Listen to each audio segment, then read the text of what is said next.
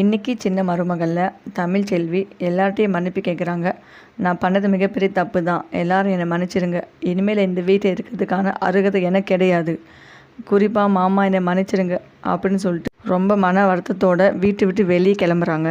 இந்த வீட்டில் நான் பண்ண தப்புக்காக எனக்கு நானே கொடுத்துக்கிற தண்டனை அதை நினச்சிக்கிறேன். எல்லோரும் என்னை மன்னிச்சிருங்க அப்படின்னு சொல்லிட்டு தமிழ் அம்மா, அப்பா, தங்கச்சி, அப்பத்தாவை கூட்டிகிட்டு வீட்டை விட்டே வெளியே போகிறாங்க. வெளியே போகும்போது பின்னாடி எட்டி பார்த்துட்டே போகிறாங்க. அப்படியாவது செய்து பார்த்து கூப்பிடுவாங்களாங்கன்னு. ஆனால் செய்து ஒரு வார்த்தை கூட சொல்லாமல் தலையை கவழ்ந்துட்டு சும்மாவே நிற்கிறாங்க. ஈஸ்வரி தமிழ் போகிறத பார்த்து அப்போ தான் மனசில் கொஞ்சம் நினச்சிக்கிறாங்க. இப்போ தான் நிம்மதியாக இருக்குது. என் பையனை வீட்டை விட்டு வெளியே அனுப்ப வச்சால, இப்போ வீட்டு விட்டு வெளியே போகிறான், நல்லதாக போச்சு. இவன் வெளியே போனாலே பாதி பிரச்சனை ஒழிஞ்ச மாதிரி தான். எப்படி ஏதாவது காரணத்தை கண்டுபிடிச்சிட்டு நம்ம போஸை வர வச்சிடலாம் அப்படின்னு மனசில் நினச்சிட்டே நிற்கிறாங்க.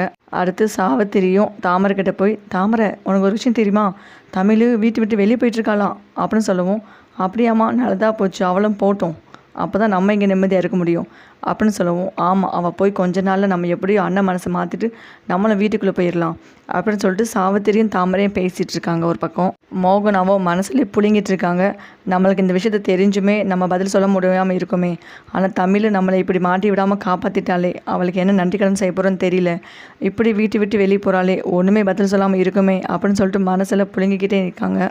அடுத்து எல்லோரும் அவங்க வீட்டுக்கு போய் சேர்ந்த பின்னாடி தமிழ் அங்கே உட்காந்துட்டு ஒரு மாதிரியாக கிறக்கிட்டே வருதுன்னு சொல்லிட்டு படுத்துக்கிறாங்க. அப்படியே அவங்க அம்மா, என்னாச்சு தமிழ், என்னாச்சு, அங்கேருந்து வந்து ரொம்ப மனசு டென்ஷனாக இருக்கனால மயக்கம் போட்டு விழுந்துட்டியா அப்படின்னு கேட்குறாங்க. தமிழ் ஒன்றுமே பதில் சொல்லாதது பார்த்துட்டு அவங்க அம்மா ரொம்ப பதறி போயிட்டு அவங்க அப்பாவை கூட்டிகிட்டு, நீங்கள் டாக்டர் கூட்டிகிட்டு வாங்க, இவளுக்கு என்னாச்சுன்னு தெரியல, அங்கேருந்து வந்த பதட்டத்தில் அவளுக்கு எதுவும் ஆச்சு போல இருக்குது, ரொம்ப டென்ஷனாகவே இருந்தாலா, நீங்கள் கூட்டிகிட்டு வாங்க அப்படின்னு சொல்லுவோம். செல்லதுரையும் அவங்களுக்கு தெரிஞ்ச மருத்துவச்சி கூட்டிகிட்டு வராங்க. அங்கே மருத்துவச்சி வந்து தமிழோட கையை பிடிச்சி பார்க்கதும் ரெட்டை நாடி துடிக்குது. என்ன இந்த பொண்ணு மாசமாக இருக்குது அப்படின்னு சொல்லுவோம். இல்லை மாசமாக இருந்தவா நடிக்க தான் செஞ்சிச்சு, ஆனால் மாசமாக இல்லை, அங்கே இருக்க பிரச்சனையில் அவள் தலை சுற்றி தான் ஒரு மாதிரியாக இருக்கா, மற்றபடி மாசமாலாம் இல்லை அப்படின்னு சொல்லுவோம். சும்மா இருப்பான், எனக்கு நான் அவ்வளோவா தெரியாமல் இருக்குது, அவங்க வீட்டில் எந்த பிரச்சனை நடந்துட்டு போட்டோம், அதுக்கு எனக்கு பிரச்சனை இல்லை, ஆனால் அவளுக்கு வந்து 2 நாடி துடிக்குது, அவள் வயிற்றில் கண்டிப்பாக குழந்தை இருக்குது அப்படின்னு சொல்லுவோம்.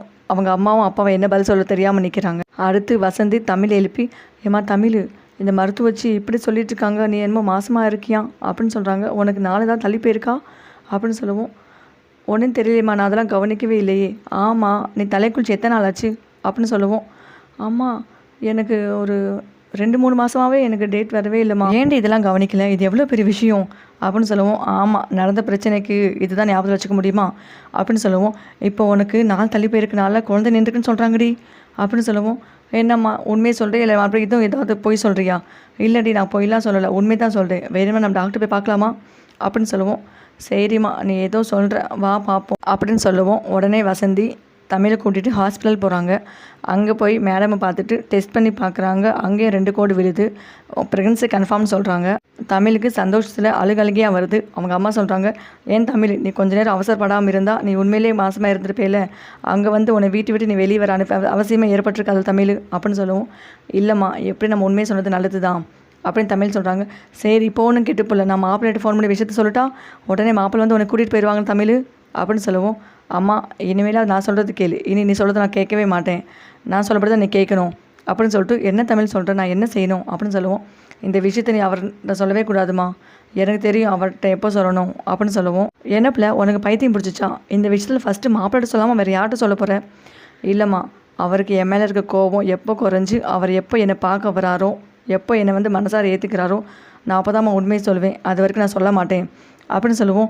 ஏன் பிள்ளை இப்படிலாம் நடந்துக்கிற, நீ அங்கே போய் நிம்மதியாக வாழணும் தானே உனக்கு கடவுளாக பார்த்துட்டு குழந்தைய கொடுத்துருக்காரு, இதை காரணமாக வச்சு நீ அங்கே போய் சேர வேண்டியதானே அப்படின்னு சொல்லுவோம்.